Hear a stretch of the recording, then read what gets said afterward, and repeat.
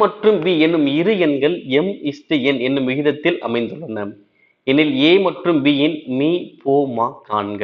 ஓகேங்களா, ரொம்ப கேர்ஃபுல்லா ஹேண்டில் பண்ணணும். இந்த கொஸ்டின் ரொம்ப வித்தியாசமான கொஸ்டின். இது எப்படி ஆன்சர் பண்ண போறோம் பாத்தீங்கன்னா, இப்ப ஏ பி ரெண்டு எண்கள் இருக்கு. அந்த இப்ப ஏ அப்படின்னா m, b அப்படின்னா அது n. ஓகேவா, அப்ப a b அப்படின்னா m/n. ஓகேவா, m/n என்னன்னா அப்ப m எப்படி சொல்லுவோம், mx ன்னு சொல்லுவோம்.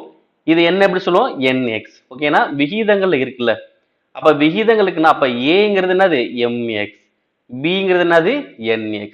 ஓகேங்களா, இப்ப மீ போமா கேக்குறாங்க. ஓகேவா, ஃபர்ஸ்ட் என்ன பண்ணலாம், மீ போமா கேட்டாங்கன்னா மீ போவா கண்டுபிடிச்சு வச்சுக்கோங்க.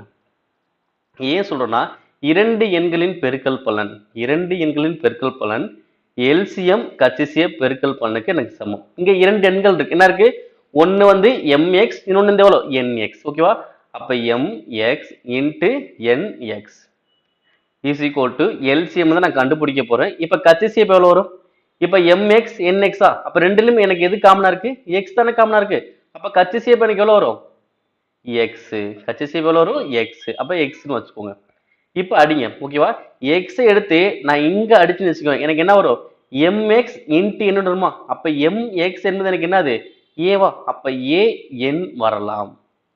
எனக்கு an ஆப்ஷன் இருக்கா, an சொல்லி ஆப்ஷன் இல்ல. அப்ப என்ன பண்ணிருக்காங்க பாத்தீங்கன்னா, இப்ப இந்த mx into nx is equal to LCM into x.